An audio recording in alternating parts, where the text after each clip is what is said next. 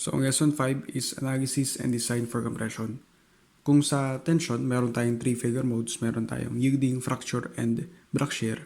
Pagdating sa compression, meron din tayong 3 figure modes. Meron tayong squash load. Ito ay nangyayari pag short yung column natin, parang clay. Kapag nag-exert ka ng compressive load, naga-shorten siya. Pag mahaba naman yung ating column, ang nangyayari naman dyan is nagbe-bend siya. Katulad nito. Kunwari mahaba yung column, tendency niyan is yung buong column na yun is magbe-bend. Pero meron din instance na ang nangyayari is only a specific part ng column ang nagbe-bend. So kung katulad nito, hindi naman nag-bend yung buong column, kundi specific part lang. For example, eto, isang part lang nung flange and web ang nag-bend, pero yung buong column, hindi pa siya nagbe-bend. Yun ang local buckling. So, discuss naman natin madali ang elastic buckling. Pag sinabi natin buckling, yan ay sudden loss of stiffness due to compressive loads. Kunwari, isang column ay stiff, pero due to the pag-exert ng isang compressive load, nag-bend siya. So, ang tawag sa bending ng column is buckling. So, elastic buckling, kasi elastic property niya, elastic siya kasi after niya mag-bend, babalik siya sa original niyang state. Ngayon, meron tayong tinatawag na critical stress or yung FCR natin. Ang FCR natin, yan yung smallest value ng stress. Kunyari, meron tayong 3 choices ng stress, 50, 150, 50, 100, as 150. Ang critical stress mo dyan is yung 50. Kasi yan yung unang ma-achieve natin. Yan yung unang ma-reach. Kaya siya yung mag-govern. Kung nag-start ka na 0, kasi 0 yung unstress. Kung mag-move tayo pataas, 0, 1, 2, 3, 4, 5, ang unang maabot is yung 50. So, siya yung critical. Siya yung unang mag-fail. So, ito yung formula ng critical stress. FCR is equal to pi square E divided by KL over R. Tapos square natin yan. So, ngayon, discuss naman natin further itong formula ng FCR or ng critical stress. So, kapag meron tayong fraction, ang tendency niyan is kapag ini-increase mo ang denominator, nagde-decrease yung answer natin. Kapag decrease mo naman si denominator, mag-i-increase yung answer natin. For example, ang ating numerator is 10. Denominator is 2. So, 10 divided by 2 is 5. Pero if i-increase natin ang denominator, sabihin natin 5. Diba? From 2, ginawa natin 5. So, 10 divided by 5 is 2. So, nangyari, nung tig-increase natin yung denominator, nag-decrease si final answer.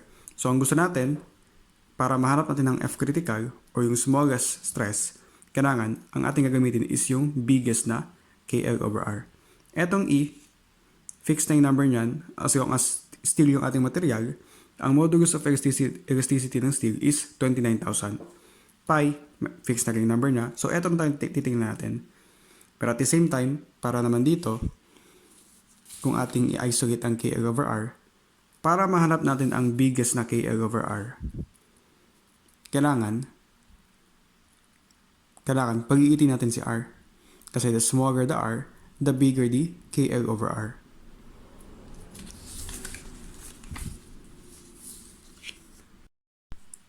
Tapos eto, for slenderness ratio, di ba gumagamit tayo ng radius of gyration. So, ang Rx is bigger talaga than Ry. Kaya ang tawag sa Rx, ang x-axis is strong axis, ang y-axis is weak axis. Pero hindi dahil ibig sabihin na Rx is greater than Ry, is automatic, mas malaki si KL over R ng Y kaysa sa KL over R ng X. Di ba sabi natin, pag mas maliit si R, mas malaki si KL over R. Pero hindi ibig sabihin na mas maliit si Ry kaysa kay Rx is automatic na eto as a whole is bigger than eto. Kasi take note na meron pa tayong K. Ano bang ibig sabihin ng K? Ang K, yan yung ating tinatawag na effective gun factor.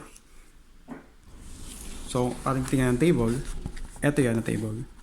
So, kung ating connection ay fix, ang ating recommended na value ng K is 0.65, pag pin fix, 0.80, and so on. So, eto, before tayo mag-proceed sa analysis of columns under compression, discuss muna natin yung formula na to. So, kapag elastic buckling lang tayo, ibig sabihin, after nag-bend, babalik sa original niya. Ito yung ginagamit natin, yung kanina, FCR. Diba? Ito siyang formula. Pero ngayon, i-label natin siya as FE lang muna. Kasi hindi ito yung accurate na formula. So, kapag consider natin ang residual stress, pag sinabing residual stress, yan yung stress na nangyari during nung pag-manufacture parang nung bakal. So, ibig sabihin, before pa natin siya gamitin sa site, dati na siyang na-stress. So, hindi na natin magagamit yung 100% nung lakas talaga nung bakal natin. So, to take into account yung residual stress, mag-introduce tayo ng dalawang formula. Eto, tapos eto. Ngayon, paano ba natin ma-determine if again yung ating gagamitin? So, first is, dapat meron tayong value ni KL over R. Then, next is, isolve natin to. 4.71 square root of E over Fy.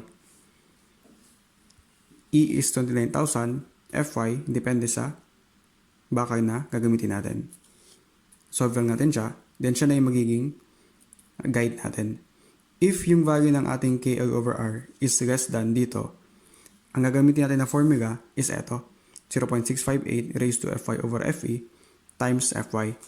Pero if ang value ng ating KL over R is greater than dito, ang ating gagamitin is eto, 0.877 Fe. So, yung Fy, nasa grade na yun ng bakal. Yung Fe naman, isa-solve natin, which is eto lang naman. So, na-mention natin yung residual stress.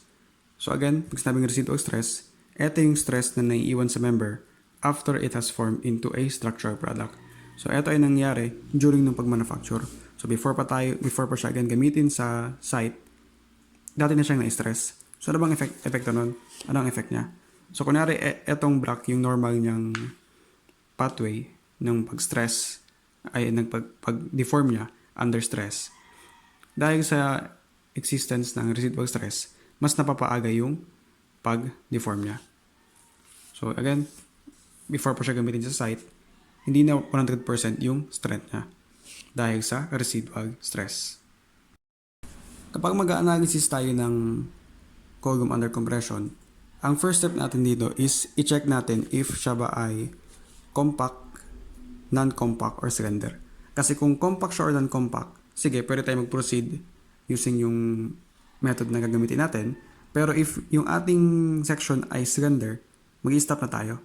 Kasi, pag slender yung section, hindi na siya cover sa bachelor's degree. Nasa masteral na siya. So again, check natin siya if compact or non-compact. If pasado siya sa compact and non-compact, then pwede tayo mag-proceed. So paano ba siya malaman? So, i-check natin if yung flange or web is compact. So, ang lambda natin or yung ating width to thickness ratio is nasa manual lang naman yan. Para sa lambda F, hanapin natin yung BF over 2TF. Yun yung value ni lambda F.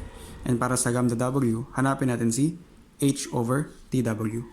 So, anong gagawin natin next? Next naman is i-compute natin si lambda P and lambda R ng flange and web. Para sa lambda P and lambda R, same na naman yung formula niya. Lahat sila square root of E over Fy. Pinagkaiba lang is yung coefficient na minimultiply natin. Para sa lambda P ng flange, 0.38, sa lambda R ng flange, 1.0, lambda P ng web, 3.76, and lambda R ng web is 5.70. So, isolve natin siya. Then, if yung value kunwari ng lambda F is less than sa lambda PF, then compact siya. If in between siya nung values nitong dalawa, katulad nito, non-compact siya. If greater than ito kaysa dito, anito siya, slender naman siya.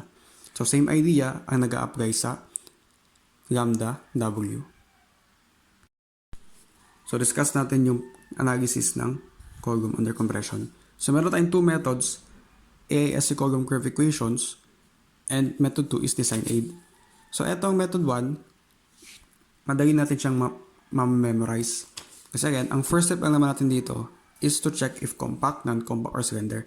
Kasi kung compact or non-compact, sige, pwede tayong proceed sa step 2 hanggang step 5. Pero if siya is slender, stop na tayo.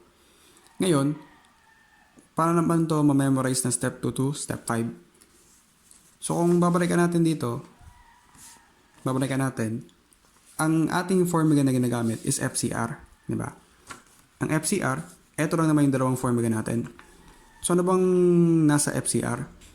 So meron kang Fy, yung Fy kasi nasa start line ng problem if anong baka pagamitin sa atin. Then aside sa Fy, ang isa pang variable dito is Fe. Pareho sila may Fe. So before mo makuha yung FCR, syempre, kailangan mo muna hanapin si Fe. Ngayon, ano bang formula ni Fe? Ito naman si Fe. So, ito ang formula ni Fe. Pi square E over KL over R square. So, si pi tapos E, given naman yan. Or may number naman siya, may value naman siya. Pero si KL over R, wala pa siya.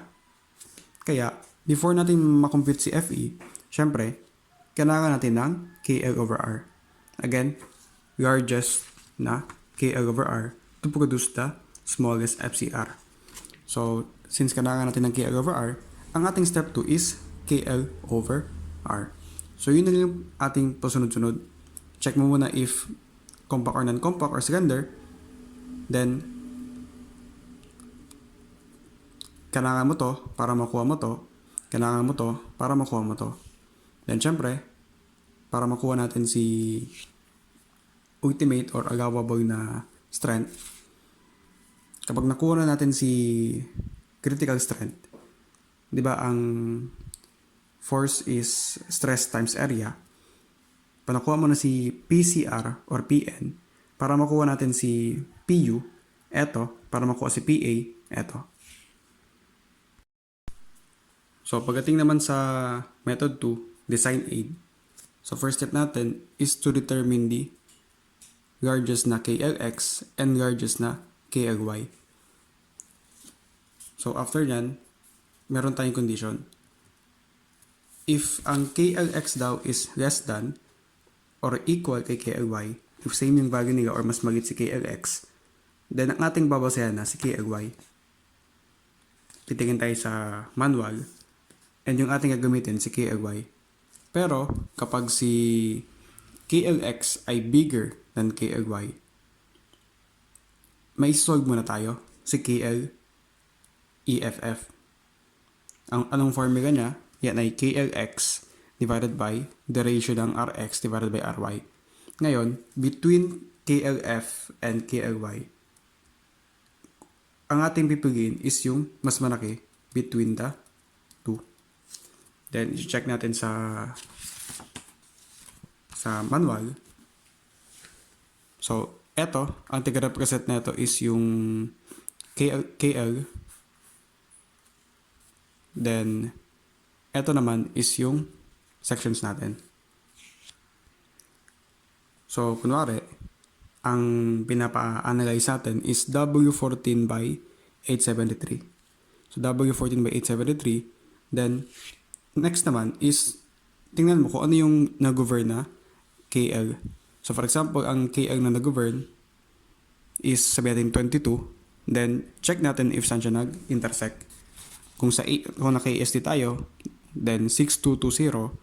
Pero if tayo ay naka-LRFD, then 9350. So, ganun lang gumamit ng manual kapag nag-a-analyze tayo. So, kapag mag-design naman tayo, medyo may pagkakaparero naman sa method 2. So, kapag gumagamit tayo ng manual dito, meron tayong tatlong bagay na tatandaan. Meron tayong KL, which is eto. Meron tayong section, which is etong nasa taas. And meron tayong PU or PA. Tatlong bagay na to, which is eto. Again, KL, PU or PA, tapos yung section. Kapag nag-a-analyze tayo, ang given sa atin si section, tapos si KL. So, ibig sabihin, ang hinahanap natin si PU or PA. Pero kapag nagdi-design tayo, alam natin si PA or PU, si KL, meron din tayo. Ang ating hinahanap is si section. So, ganun lang yung ating approach kapag design and analysis. Tatlong bagay lang yung titingnan natin. If again yung kulang, yun yung pinapagawa sa atin. So ngayon, ano ba yung steps natin? So di ba sabi natin, kapag design, meron kang PU or PA, and meron kang KL. So yun yung steps 1 and 2. So step 1, ano yung PU or PA?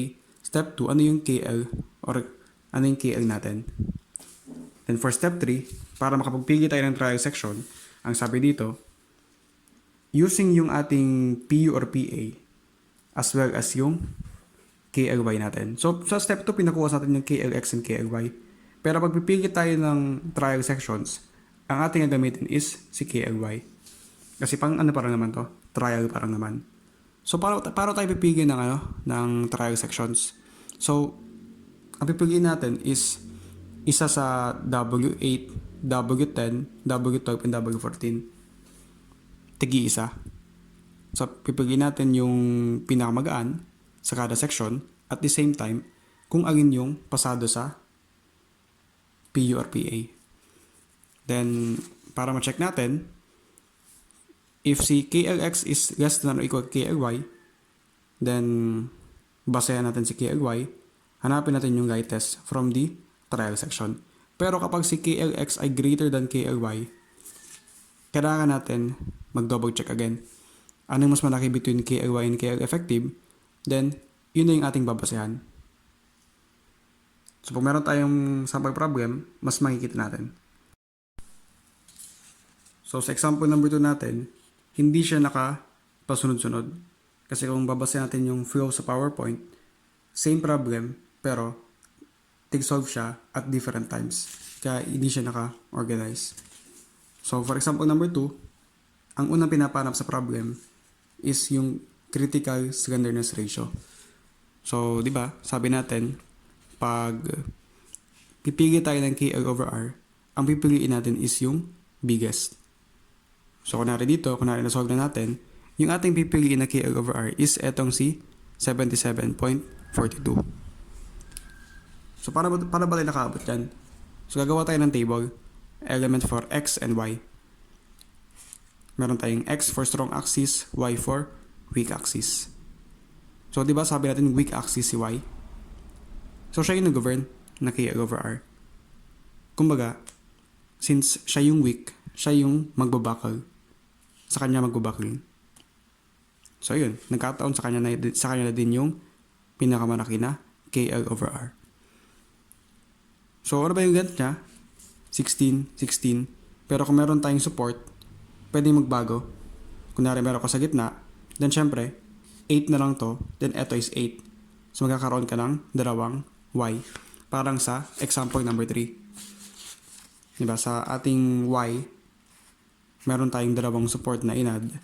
So instead of meron tayong isang Y, katulad nito, sa example number 3, nagkaroon ng tatlong Y.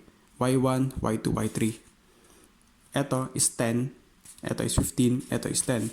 So nangyari doon, yun ang ginamit. For Y1, 10. For Y2, 15. For Y3, 10. Pero, bakit tayo may times 12? Kasi naka-feet to. 16 feet. So, gagawin natin, dapat naka-inches siya. Kaya siya 16 times 12. Then, kung babase natin yung Stig manual, ang value ni K is 1. Bakit? Kasi, pin to pin. Kapag meron tayong pin to pin connection, 1.0 yung ating K.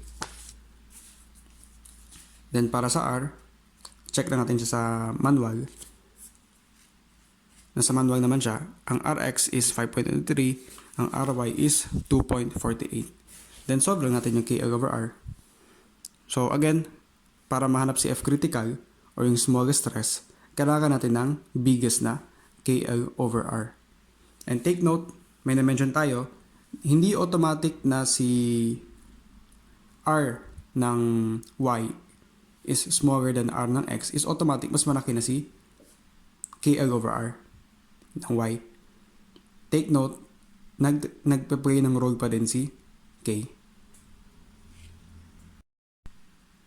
So, continuation na itong problem, suppose na i-follow natin yung steps ng analysis. So, step 1, check if compact or non-compact. So, kung check natin yung manual, ang lambda F is 8.69, lambda W is 28.1. So, i-check natin. So, for lambda P ng flange, pag sinulog mo 9.15, lambda R ng flange, baligtad to, dapat 24.08, tapos eto is 90.55. Tapos ang lambda R ng web is 137.27. Ngayon kung etong number gay natin, etong lambda P, lambda R, saan natin ipupwesto si lambda F? So, si lambda F natin is 8.69, ang lambda PF is 9.15. So, sa kaliwa, kasi mas maliit siya kaysa kay lambda P.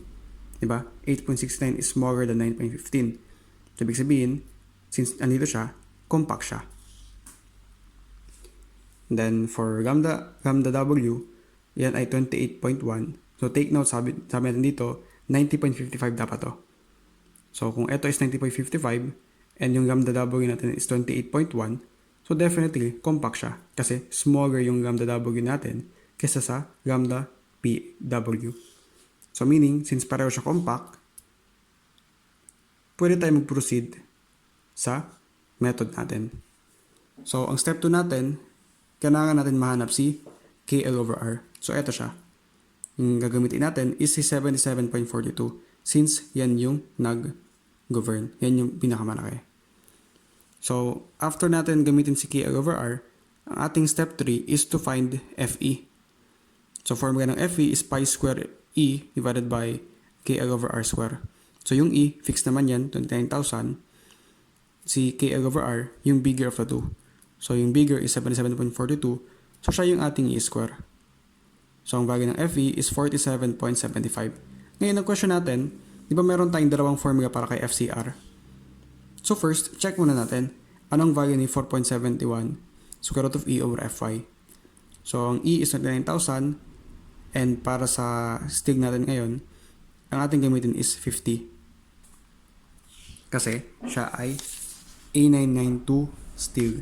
So, yung ating Fy is grade is 50. So, ang value nito is 113.43. So, ngayon, di ba ang ating x-axis is KL over R? I-check natin. Ano ba yung ating KL over R? Di ba yan ay 77.42? Ang sabi natin, if yung ating KL over R is less than kay 113.43 or etong value na to, ang ating gagamitin is yung 0.658. Eto. Pero if siya ay greater than dito, ang ating gagamitin is 0.877 FE. So, since siya ay less than, eto yung ating gagamitin na formula. So, si Fy, 50 yan. Si Fe, eto lang naman siya. Then, kapag nag-solve natin yan, si FCR ay 32.26 KSI. So, para mahanap naman si PCR, yung ating nominal strength, so, PN or PCR is equal to FCR times AG. So, si FCR, eto na yan. Si AG, kapag check mo sa manual, yan ay 15.6. So, isolve natin, eto yung ating P critical or nominal strength. Then, to find PA, divided by, divided by 1.67, and to find PU, times 0.90. So, for example number 3, same idea sa example number 2. Except, sa sa ating weak axis, meron tayong dalawang additional na support. So, ibig sabihin, meron tayong tatlong span sa Y. Yan, meron Y1, Y2, and Y3. Pero same idea, tatag natin yung L, K, R. So, ang length natin para sa X is yung buong span na to, which is 35 feet. Then, para kay Y1, eto, siya ay 10 feet, Y2 is 15, Y3 is 10. Then, times 12 lang yan lahat para maging inches. Ngayon, kung ating babasehan si manual, kapag meron tayong fix to pin, ang K natin is 0.8. Kung meron tayong pin to pin, 1 yan. Pin to pin, 1 yan. Fix to pin, 0.8. Then, para sa W14 by 90, check natin yung manual. Ang value ng Rx is by X to. Rx is 6.14. Ito Y to. So, ang Ry natin is 3.7. Then, solve lang natin si KL over R. So, ito yung sinasabi natin. Hindi automatic na mas maliit si R ng Y is mas malaki na yung kanyang KL over R. So, nagpe-play pa rin ng factor si K. Kung makikita natin dito, ang may pinakamalaking KL over R is si X. So, kung explain natin siya further, kung bakit si X yung mag-fail o yung magbabakal, kasi yung sa Y natin, although ang tawag sa kanya is weak axis, since meron tayong tig-add na support, nag-add tayo ng lateral support, mas tumibay siya. Ibig sabihin, ito yung mas prone na ngayon sa pag-bend. Kaya ang ating critical na KL over R is si X. So, gamitin natin yung normal flow ng analysis. So, step 1, check natin if compact, non-compact, or cylinder. So, based sa manual, lambda F is 10.2, lambda W is 25.9. Then, solve natin si lambda P, lambda R ng flange and web. So, for example, nasolve natin siya. Si lambda P ng F is 9.15, lambda R is 24.08, lambda P ng web is 90.55. So, i-compare natin siya. Si lambda F is 10.2, bigger than lambda P ng F, pero smaller than lambda R ng F. So, since pasok pa siya sa span na to, siya ay non-compact. Pero para naman kay lambda W, siya ay 25.9. Eh si lambda P, 90.55. So, mas maliit siya kaysa dito kay lambda P. Nasa left part siya. So, compact siya. So, point natin dito, since siya ay non-compact and compact, and wala tayong cylinder, pwede pa tayo mag-proceed. So, for step 1, hanapin natin yung largest na KL over R. So, based sa explain natin kanina, yan ay 54.72. So, yan na yung ating KL over R. Then, to find FE, yan ay pi square E over KL over R square. So, yung E, 29,000.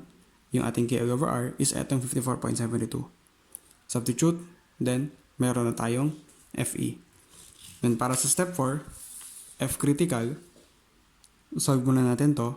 Siya ay 113.43.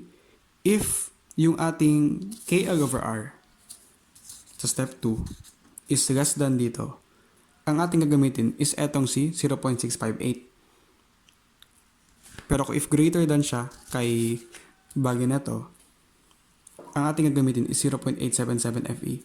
Pero since yun nga, 54.72 yung ating KL over R, which is less than sa value na to, na 113.43, ang ating gagamitin is si 0.658 FI over FE times FI. So, si FE, nakuha natin sa step 3. Si FY, given sa problem, 50. Then, solving for FCR, yan ay 40.72. Then, to find si PCR, shift solve lang natin, diba? Stress is force over area. Area, kung check natin sa manual, is 26.5. Ito si stress. Shift solve, PCR or P nominal is 1064.51.